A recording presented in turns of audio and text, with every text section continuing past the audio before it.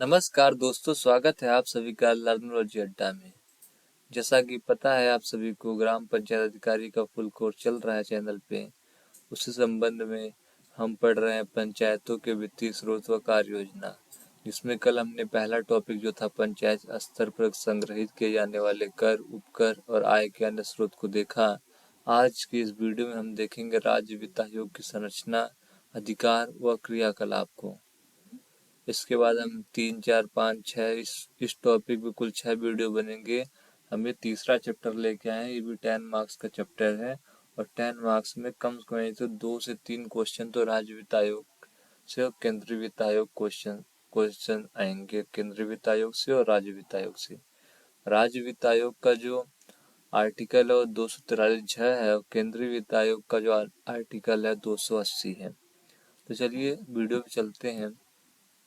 कल हमने देखा था पंचायत स्तर पर संग्रहित किए जाने वाले कर, और आज हम देखेंगे राज्य वित्त आयोग की संरचना, उनका क्रियाकलाप और अधिकार को उनके। चलिए शुरू करते हैं वीडियो को। सबसे पहले एक चार्ट के माध्यम से देखते हैं राज्य वित्त आयोग क्या होता है, क्या करता है, कब से शुरू हुआ। उत्तर प्रदेश के 5वें वित्त आयोग की सिफारिशों को अप्रैल 2020 से लागू किया गया है। मतलब जो अभी वित्त आयोग चल रहा है उत्तर प्रदेश के पंचायती राज में, वो 5वां वित्त आयोग है। ठीक, उसके बाद प्रत्येक 5 वर्षों के पश्चात गठन का प्रावधान है। हर 5 साल पे नया वित्त आयोग बनाया जाता है। ऐसे 5वां, 6वां, 7वां होता रहेगा। उसके बाद उत्तर प्रदेश में 5वें वित्त आयोग का गठन 2015 में हुआ तथा इसने 2018 में अपनी रिपोर्ट प्रस्तुत की। ठीक है, और जो रिपोर्ट प्रस्तुत की उसको लागू कब किया गया, तो अप्रैल 2020 में। उसके बाद उत्तर प्रदेश के 5वें राज्य वित्त आयोग के अध्यक्ष कौन है, तो श्री आनंद मिश्र हैं। ये 5वें राज्य वित्त आयोग के अध्यक्ष हैं। भारतीय संविधान के अनुच्छेद 243 आई मतलब झ, जैसे हमने पहले बताया, के तहत राज्य वित्त आयोग का गठन किया गया है। ठीक, और 280 में केंद्रीय वित्त आयोग का गठन किया गया है। 1993 के बाद राज्य प्रत्येक 5 वर्ष के पश्चात स्थानीय निकायों के लिए राज्य वित्त आयोग का गठन कर रहे हैं। हर राज्य 1993 के बाद से हर राज्य, प्रत्येक राज्य अपने 5-5 साल के बाद नए राज्य वित्त आयोग का गठन करते हैं। जैसे अभी उत्तर प्रदेश में 5वां वित्त आयोग चल रहा है, जिसके अध्यक्ष आनंद मिश्र हैं। ठीक है, अब देखते हैं, इनको डिटेल में समझते हैं। प्रस्तावना क्या है। भारत में सभी राज्यों के लिए नियमित रूप 5 वर्षों के नियमित अंतराल पर राज्य वित्त आयोग का गठन अनिवार्य है। राज्य वित्त आयोग के कार्य केंद्रीय वित्त आयोग के समान होते हैं। जैसे केंद्रीय वित्त आयोग में काम होता है, उसी प्रकार से काम हमारे राज्य वित्त आयोग में होता है। उत्तर प्रदेश में कौन सा राज्य वित्त चल रहा है, तो ये 5वां राज्य वित्त चल रहा है, जिसके अध्यक्ष श्री आनंद मिश्र हैं। ठीक है, यहाँ तक हमने देखा। और इसका आर्टिकल क्या है, तो 243 झ या आई हम बोल सकते हैं इंग्लिश में। 73वें और 74वें संविधान संशोधन अधिनियमों में प्रत्येक राज्य में वित्त आयोग की स्थापना के लिए उल्लेख है। जो 1993 में संशोधन हुआ संविधान में, पंचायती राज को लेकर 73वां और 74वां संविधान संशोधन, उसमें बताया गया प्रत्येक राज्य में वित्त आयोग की स्थापना जरूर होना चाहिए। उसके बाद संवैधानिक आवश्यकताओं को पूर्ण करने के लिए राज्यों ने संविधान के 73वें और 74वें संशोधन अधिनियम के अनुच्छेद 243 आई यानी कि 243 झ और 243 वाई यानी कि 243 म के अनुसार राज्य वित्त आयोग का गठन करने के लिए कानून पारित किया है। तो 243 आई तो है पंचायती राज वाला, जो ये 243 वाई है ये नगर पालिका वाला है। इसके बाद 1993 के बाद राज्य प्रत्येक 5 वर्ष के पश्चात स्थानीय निकायों के लिए राज्य वित्त आयोग का गठन कर रहे हैं। 1993 के बाद से लगातार राज्य वित्त आयोग का गठन किया जा रहा है। आज 30 साल हो चुके हैं। ठीक है, अब देखते हैं अगले पॉइंट को। राज्य वित्त आयोग की संरचना मतलब कंपोजिशन उसका कैसा है, उसमें कौन कौन होता है। तो वित्त आयोग का गठन प्रत्येक 5 वर्षों के पश्चात किया जाता है। मतलब इनका कार्यकाल 5 वर्षों का होता है। कितने वर्षों का होता है, 5 वर्षों का। इसके बाद अगला पॉइंट देखते हैं, प्रत्येक राज्य में वित्त आयोग का गठन राज्यपाल की घोषणा के आधार पर किया जाता है और इसके अध्यक्ष और सदस्यों के पदभार ग्रहण के बाद यह अस्तित्व में आता है। मतलब अध्यक्ष होता है और उसमें कुछ सदस्य होते हैं, किसमें? राज्य वित्त आयोग में।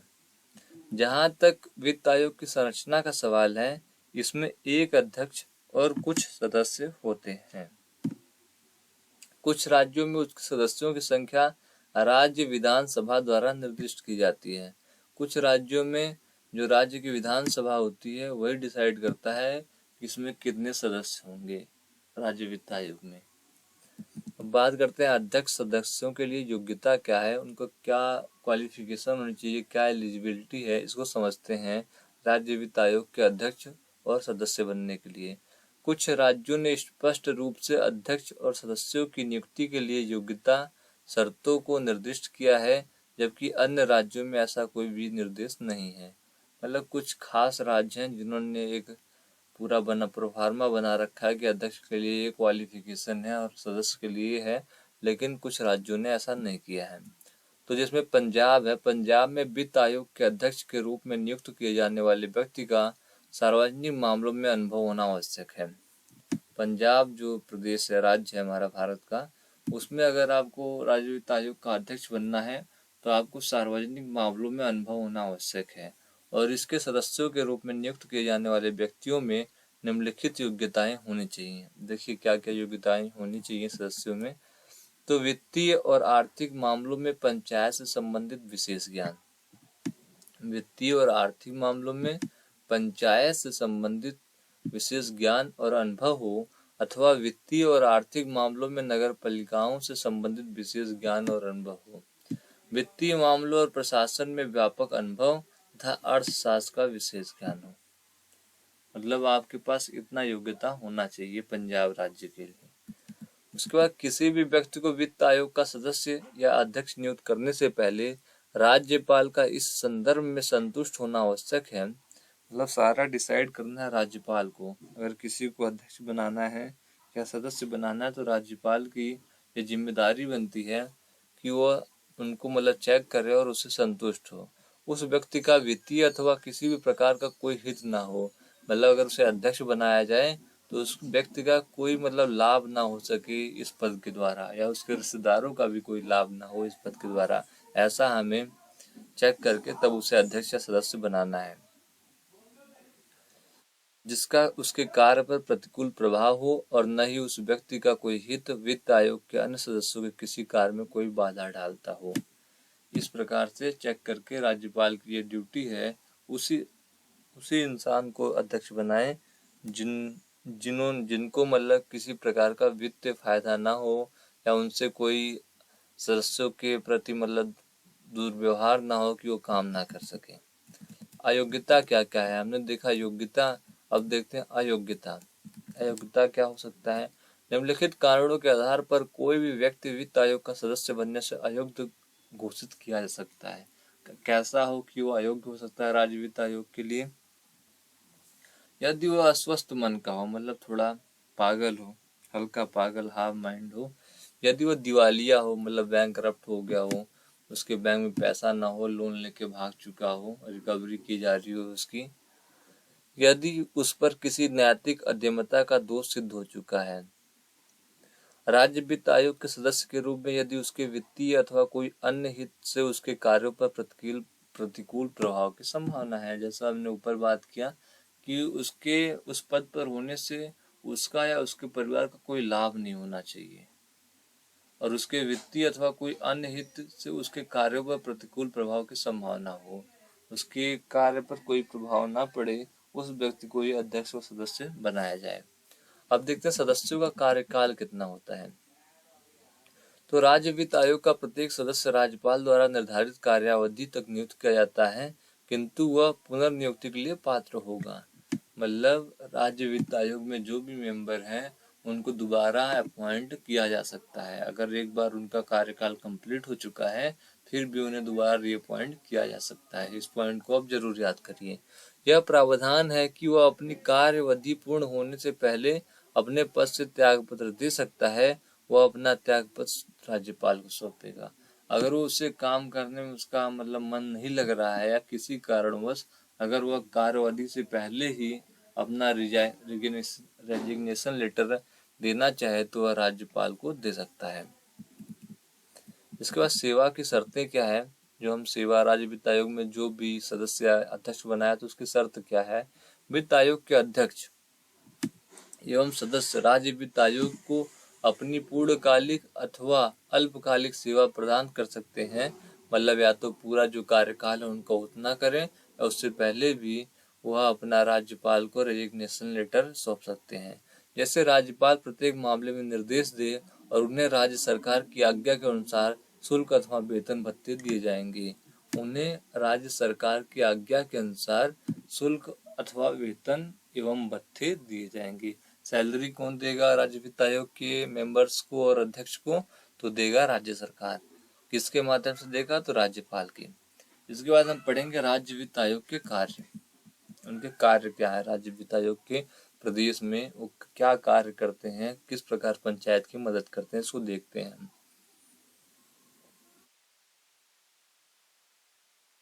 राज्य वित्त आयोग ग्रामीण एवं शहरी निकायों के वित्तीय स्थिति की समीक्षा करेगा। सबसे पहले क्या करेगा, ग्रामीण और शहरी क्षेत्र जो है, ग्रामीण में पंचायत और शहरी में जो है नगर पालिका नगर निगम, इनके वित्तीय स्थिति को समीक्षा करेगा। समझेगा कि कहाँ कितना पैसे की जरूरत है, कौन सा प्लान बनाना है, जिसमें वो ग्राम पंचायतों, पंचायत संघ परिषदों, जिला पंचायतों, नगर पालिकाओं एवं नगर निगमों के लिए निम्नलिखित मामलों में सिफारिश करेगा। वो समीक्षा कर लेगा तो समझेगा क्या प्लान बनाना है इस पार्टिकुलर एरिया के लिए, और उस हिसाब से वह मामलों की जो भी वह समीक्षा कर पाएगा उसी के हिसाब से वो आगे सिफारिश करेगा। किससे सिफारिश करेगा, राज्य सरकार से। अब क्या क्या सिफारिश करेगा, राज्य द्वारा लगाया गया और एकत्रित कर और राजस्व की कुल प्राप्ति का राज्य और स्थानीय निकायों के बीच वितरण। जो भी राजस्व मिला राज्य सरकार द्वारा उसमें राज्य और स्थानीय निकायों के बीच वितरण करेगा। जैसे किसी भी ग्रामीण क्षेत्र से जो भी वसूला गया, खेतों का पानी का कर जो वसूला गया, तो उसको किस प्रकार से स्थानीय निकाय और राज्य सरकार को देना है, इसकी सिफारिश कौन करेगा, तो राज्य वित्त आयोग करेगा। करों, शुल्कों और फीस का निर्धारण जिसे स्थानीय निकायों को सौंपा जा सकता है अथवा स्थानीय निकाय द्वारा विनियोजित किया जाता है तथा राज्य की समेकित निधि से स्थानीय निकायों को सहायता अनुदान देने का भी कार्य सिफारिश कौन करेगा, तो ये राज्य वित्त आयोग करेगा। राज्य वित्त आयोग जो राज्य की समेकित निधि है उससे पैसा देने की बात सिफारिश करेगा राज्य सरकार से स्थानीय निकायों के लिए। ठीक, इसके बाद देखते हैं पंचायतों और नगर पालिकाओं के वित्तीय स्थिति सुधारने के लिए आवश्यक उपाय करेगा। कौन करेगा ये सब, तो राज्य वित्त आयोग करेगा। ये किससे सोर्स लगवा रहा है, सोर्स कहाँ से लगवा रहा है, ये सोर्स लगवा रहा है राज्य सरकार से। पंचायतों एवं नगर पालिकाओं के सुदृढ़ वित्त के हित में राज्यपाल द्वारा वित्त आयोग को भेजा गया कोई अन्य मामला हो उसकी भी सिफारिश राज्य सरकार से करेगा। हमने देखा सिफारिशें करेगा कि स्थानीय निकाय का विकास हो सके। कौन कर रहा है, राज्य वित्त आयोग। इसके बाद हम देखें राज्य वित्त आयोग को निम्न सुझाव देने को भी कहा गया है। ऊपर वाले सुझावों के सिफारिशों के अलावा भी निम्न सुझाव देने के लिए कहा गया है, इस पर हम बात करते हैं। पहला है सुझाव जो कि स्थानीय निकायों की वित्तीय स्थिति सुदृढ़ करे, उनके ऋण का स्तर, पेंशन एवं ब्याज भुगतान, देयताएं, उधार देने की शक्ति को विनियमित करने की संभावनाएं तथा स्थानीय निकायों के संसाधनों की स्थिति, ऋण चुकाने की क्षमता के आधार पर ऋण देता है। मतलब उनके ऋण के स्तर को, पेंशन को, ब्याज को, किस प्रकार से उनका देनदारी बच रहा है, इनको सबको भी राज्य वित्त आयोग देखेगा और राज्य सरकार को सुझाव देगा इन सब के बारे में। अगला पॉइंट है स्थानीय स्वशासन के रूप में अपने संसाधनों को जुटाने और उपयोग के लिए तथा निकायों को कामकाज में अधिक दक्षता लाने के लिए आवश्यक उपाय स्थानीय निकाय भारत के संविधान और सहवर्ती राज्य विधानों में उल्लेखित कार्यों के संदर्भ में स्थानीय निकायों का प्रशासनिक, कार्यात्मक और वित्तीय शक्तियों को सौंपने के स्तर को ध्यान में रखते हुए और राज्य सरकारों एवं स्थानीय निकायों के कार्यों के निर्धारण पर सुझाव भी देगा राज्य वित्त आयोग। ठीक है। इसके बाद देखते हैं अगला पॉइंट, एक निगरानी सक्षम राजकोषीय सुधार कार्यक्रम तैयार करना। कौन कर रहा है? सब राज्य वित्त आयोग कर रहा है। एक निगरानी सक्षम राजकोषीय सुधार कार्यक्रम तैयार करता है, जिसका उद्देश्य स्थानीय निकायों के राजस्व घाटों को कम करना होगा और एक योजना का क्रियान्वयन करना होगा जो कि राज्य और केंद्र सरकार द्वारा दिए जाने वाले अनुदान का पूर्ण दोहन कर सके। यह स्थानीय निकाय को हस्तांतरण से भी संबंधित है और वह उपाय भी इससे जुड़े हैं जिसमें इस हस्तांतरण का मूल्यांकन किया जा सके। ठीक है। फिर अगला पॉइंट है, अन्य राज्यों में स्थानीय निकाय कर संरचना को ध्यान में रखते हुए ग्रामीण व शहरी स्थानीय निकायों में संसाधनों के दोहन के लिए संभाव्य मार्ग खोजना। किस प्रकार से संसाधनों का दोहन होगा, इसके बारे में भी वह स्थानीय निकायों को सुझाव देगा, कैसे किया जाए, उसके लिए मार्ग खोजेगा। सिफारिशों के प्रभावशाली निष्पादन के लिए वर्तमान पद्धति की समीक्षा करने से संबंधित सुझाव देना और राज्य तथा केंद्र वित्त आयोग और अन्य संगठनों द्वारा एकत्रित संसाधनों का दोहन करना, स्थानीय निकाय और उनके खातों का प्रबंधन करना, ये सब कार्य राज्य वित्त आयोग कर रहा है और सुझाव दे रहा है स्थानीय निकाय को, राज्य सरकार को। इसके बाद नगर पंचायतों के पुनः वर्गीकरण के परिणाम स्वरूप सरकार द्वारा किए गए प्रशासनिक व्यवस्था में सुधार के उपाय राज्य वित्त आयोग देगा। स्थानीय निकायों की वर्तमान स्थिति और पुनर्गठन के उपयोग को ध्यान में रखते हुए जो पहले से ही नगर पंचायतों के लिए किए गए हैं, आयोग अन्य स्थानीय निकायों का पुनः वर्गीकरण का भी सुझाव देगा। इन सिफारिशों को देते समय आयोग राज्य सरकार के स्रोतों पर भी नजर रखेगा। राज्य सरकारों के व्यय ऋण संबंधी जानकारियों को भी स्थानीय निकायों के स्थान पर देखना, ताकि वे पर्याप्त मात्रा में राजस्व बचत कर सकें और राज्य के पूंजीगत खातों की प्रतिबद्धता संबंधित हो।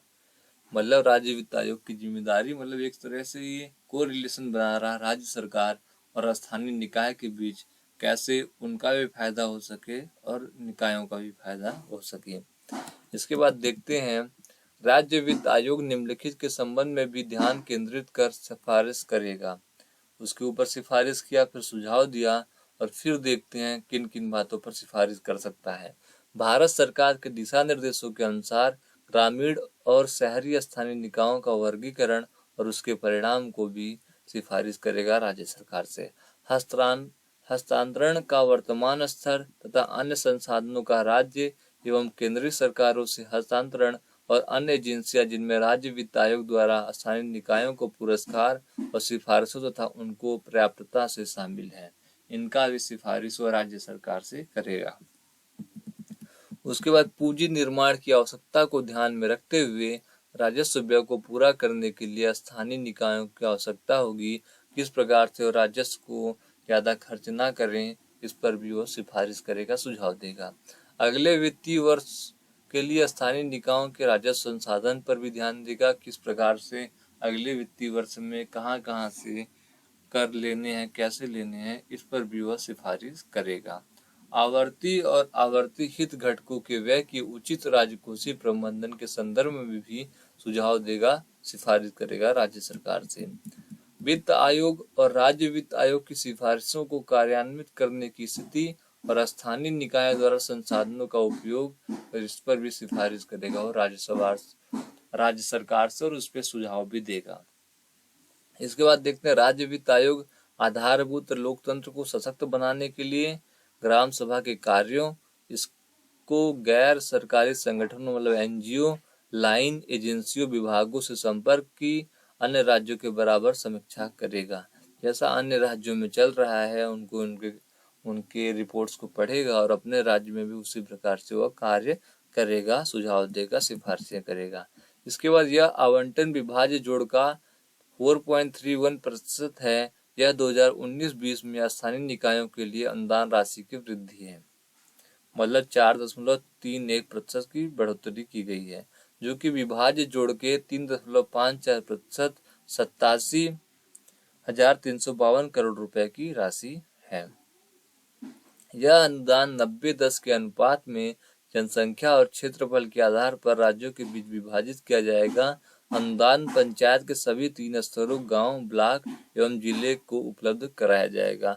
अनुदान कहाँ से आ रहा है? तो ये केंद्र सरकार द्वारा या राज्य सरकार द्वारा जो अनुदान आ रहा है उसको किस प्रकार से लागू करवाना है, इस पर भी राज्य वित्त आयोग सुझाव और सिफारिश देगा और करेगा। इसके बाद देखते हैं राज्य की समेकित निधि जो है हमारे उत्तर प्रदेश राज्य की, इसको कैसे राज्य वित्त आयोग इसका कैसे इस्तेमाल करता है। यह सभी सरकारी खातों में से सबसे महत्वपूर्ण है, जो कि भारत के संविधान के अनुच्छेद 266(1) में के तहत गठित किया गया है। ठीक है, 266(1) समेकित निधि, राज्य का समेकित निधि सरकार द्वारा प्राप्त राजस्व और असाधारण वस्तुओं को छोड़कर इसके द्वारा किया गया व्यय समेकित निधि का हिस्सा है। सरकार द्वारा प्राप्त राजस्व जो है और असाधारण वस्तुओं को छोड़कर इसके द्वारा किया गया जो भी व्यय है वह राज्य समेकित निधि के हिस्से से ही खर्च होता है। राज्य की समेकित निधि में राज्यों द्वारा प्राप्त सभी राजस्वों के लिए राज्य की एक समेकित निधि, प्रत्येक राज्य के लिए अलग कोष की स्थापना की गई है, जो कि वही 266(1) जो अनुच्छेद है उसके तहत की गई है। अब अनिवार्य कार्य क्या है किनका? राज्य वित्त आयोग का। तो यह कार्य प्रकृति में अनिवार्य होते हैं। उदाहरण के लिए नगर निगम शुद्ध पेयजल की आपूर्ति और जल स्रोतों के निर्माण और रखरखाव, संक्रामक रोगों की रोकथाम, जन्म एवं मृत्यु की पंजीकरण आदि कार्य अनिवार्य रूप से करता है। कौन करता है? राज्य वित्त आयोग करता है। और अपने जो भी नीचे कार्य हो रहे पंचायत के लेवल पे, जिले के लेवल पे या ग्राम पंचायत के स्तर पर इनको सबको इसके बारे में सुझाव देता है कि ये तो मैंडेटरी काम है, इसको सबको करना ही पड़ेगा। इसी के साथ इस वीडियो को हम खत्म करेंगे। अगले वीडियो में हम लोग देखेंगे अगले टॉपिक को जो केंद्रीय वित्त आयोग से रिलेटेड है, जो कि आर्टिकल 280 है हमारे संविधान का, उसको हम डिटेल में देखेंगे। और इस चैप्टर से जो अभी हमने राज्य वित्त आयोग की संरचना, अधिकार व क्रियाकलाप देखा, कम से कम 2-3 क्वेश्चन तो पूछे जाएंगे, मतलब 2-3 नंबर के। और केंद्रीय वित्त आयोग से भी 2-3 नंबर के प्रश्न पूछे जाएंगे। ये जब हम 6 टॉपिक पढ़ लेंगे, इसके बाद हम इस चैप्टर का MCQ जब करेंगे तो आपको एकदम बिल्कुल अच्छे से सब कुछ क्लियर हो जाएगा और आराम से आप सारे MCQ कर पाएंगे और अच्छे से अच्छे नंबर ला पाएंगे। तब तक के लिए धन्यवाद। वीडियो अच्छी लगी हो तो अपने दोस्तों में शेयर जरूर करिएगा, और अगर अभी आप तक चैनल सब्सक्राइब नहीं किया तो चैनल को सब्सक्राइब कर दें और बेल आइकन को भी जरूर दबाएं, जैसे सबसे पहले आपको वीडियो मिल सके। धन्यवाद दोस्तों।